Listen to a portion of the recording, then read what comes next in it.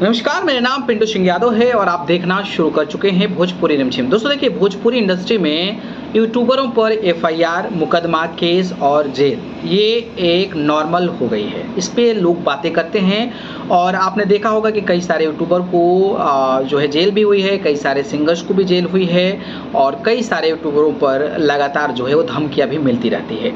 इस कड़ी में आपको पता होगा कि कुछ दिन पहले राजीव शर्मा हैं, वो लिखते हैं कि यूट्यूबर लोगों का काम है न्यूज़ बनाना, मेरा काम है कानून का दरवाज़ा खटखटाना, कार्रवाई चाली पुलिस स्टेशन। यानी कि इस पोस्ट का मतलब ये था कि भाई यूट्यूबर जो है वो अपना काम करें, न्यूज़ बनाएं और मेरा काम है कानून का दरवाज़ा खटखटाना, तो कार्रवाई चालू है पुलिस स्टेशन। यानी कि वो कार्रवाई करने की कोशिश कर रहे थे। पता नहीं काम धंधा है कि नहीं, कुछ ये सब इन्हीं लोगों पर पड़े रहते हैं यूट्यूबर।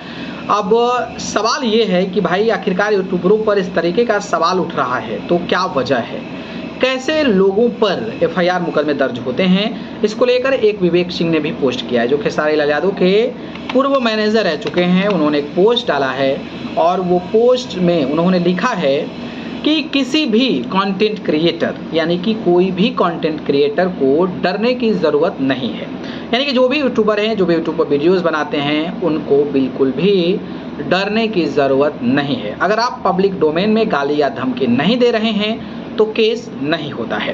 यानी उनका ये कहना है कि अगर पब्लिक डोमेन, यानी कि आप अगर वीडियोज़ में किसी को एब्यूज नहीं कर रहे हो, किसी को गाली नहीं दे रहे हो या फिर किसी को धमकी नहीं दे रहे हो ना, तो मुकदमा केस दर्ज नहीं होता है। पुलिस स्टेशन में जले हैं, शिकायत करता जाते हैं, वो एविडेंस मांगते हैं, सबूत मांगते हैं कि क्या गलती किया इसने, दिखाइए, फिर हम जो है मुकदमा दर्ज करेंगे, केस दर्ज करेंगे। तो इनका ये कहना है। तो यूट्यूबरों को विवेक सिंह ने बताया है कि कोई भी कंटेंट क्रिएटर हो, डरे मत, ज़रूरत नहीं है। अगर आपने किसी को धमकी नहीं दिया है, किसी को गाली नहीं दिया है पब्लिक डोमेन में, यानी कि public domain in just like in form of evidence, यानी गवाह के तौर पर, जैसे वीडियोज़ में आप किसी को धमकी देते हैं तो एक एविडेंस हो जाता है। तो अगर वैसा आप काम नहीं किए हैं तो आपको बिल्कुल डरने की ज़रूरत नहीं है।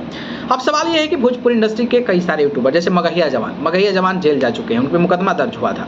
तो मगहिया जवान का जो मामला था वो किस तरीके का था, खेसारी लाल यादव ने बाकायदा जो है वीडियो साझा करके मदद मांगी थी बिहार सरकार से, क्योंकि खेसारी लाल यादव के बेटी के साथ मतलब कुछ it's like a form of rape, इस तरीके का जो है धमकी मिला था, जिसको लेकर मगहिया जवान को जेल हुआ था।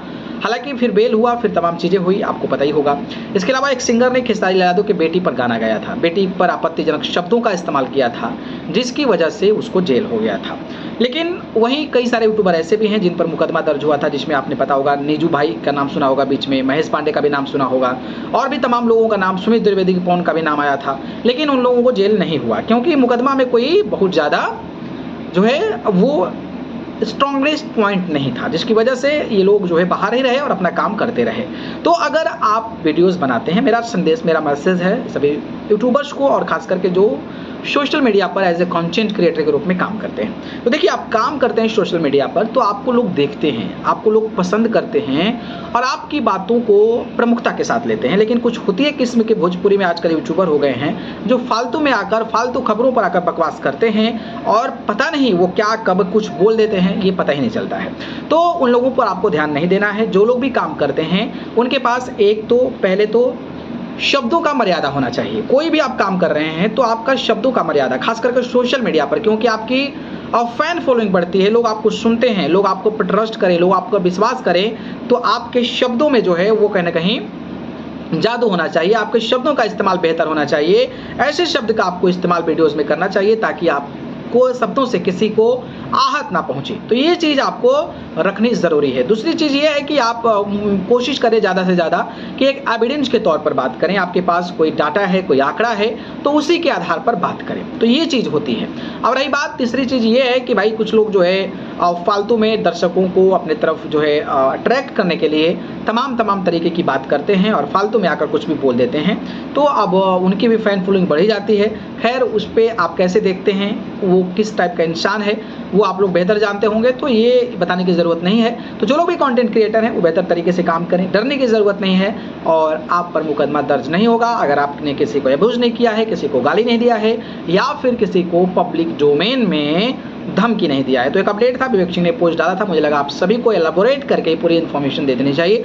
तो ये जानकारी कैसी लगी कमेंट बॉक्स में बताइएगा और ऐसे इंटरेस्टिंग वीडियोज़ के लिए हमारे चैनल यानी कि भोजपुरी रिमझिम को सब्सक्राइब करें।